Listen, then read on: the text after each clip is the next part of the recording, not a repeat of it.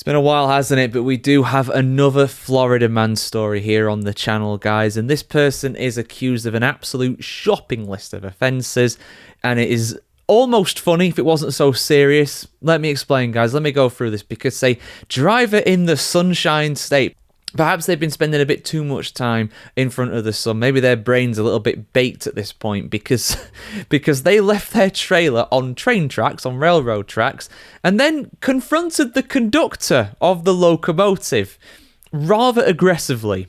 Like I said, let's explain, guys, here. So a Florida driver is facing felony charges after he left a trailer blocking the path of an oncoming CSX train, then tried to climb aboard to confront the conductor of the train, according to investigators. The incident happened just after 10:30 p.m. on August 30th in the Mulberry area, and the suspect is a 38-year-old Jose Castaneda Castro, and unsurprisingly, he was driving with a revoked license, according to the Polk County Sheriff's Office via a news release. The Sheriff's Office said the following: upon arrival, deputies learned that the train conductor was operating the train when a black Chevrolet pickup truck pulling a homemade trailer drove past parallel to the tracks. The suspect then crossed in front of the train, causing the trailer to become stuck on the tracks and obstructing the train's movement, the Sheriff's Office said. Castaneda Castro exited the vehicle and engaged in a verbal confrontation with the conductor.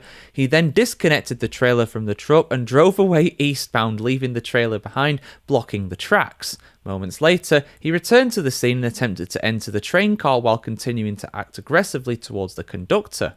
End quote. The trailer was still blocking the train when deputies arrived, and they watched as the suspect got into his pickup truck and, quote, attempted to reverse towards them, before the deputies then ordered him to exit the vehicle, which initially he complied with. However, when questioned, he refused to answer anything and repeatedly tried to return to his truck. No, mate, you're not going back there anytime soon. You're heading down to the jail. Deputies also noted the strong odour of an alcoholic beverage coming from the suspect. It just gets worse and worse. The Sheriff's Office said, quote, when asked to step away from the vehicle for further questioning, Castaneda Castro resisted and grabbed one of the deputy's arms.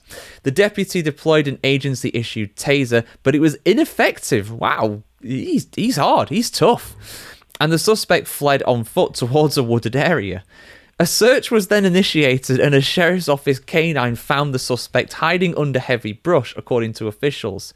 Castaneda Castro then grabbed the dog's collar and struck it and kicked the dog multiple times. This guy's a monster. Throw him away, lock away the key. You do not go harming an animal like that. Ignoring repeated warnings from deputies, he was ultimately taken into custody, according to the Sheriff's Office. An investigation revealed that his driver's license was revoked in January 2023. It's been over 2.5 years. And he'd previously been deported. What a surprise. So if you're wondering what he's been charged with, here we go, guys, because we're in for a bumpy ride here.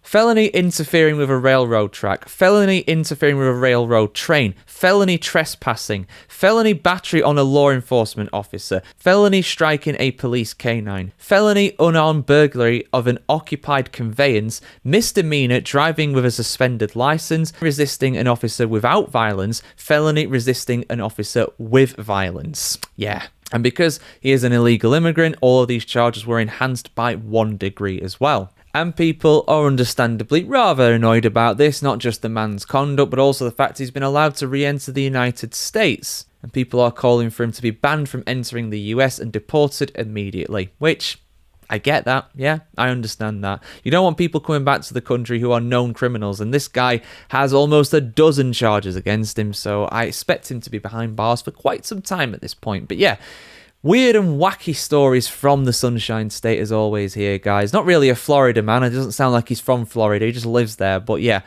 like, share, comment, subscribe if you guys want to see more like this. Have a great day wherever in the world today. And yeah, if you have a trailer, make sure you're careful when you're crossing those railroad tracks. You don't want to leave it there. Bad things can happen.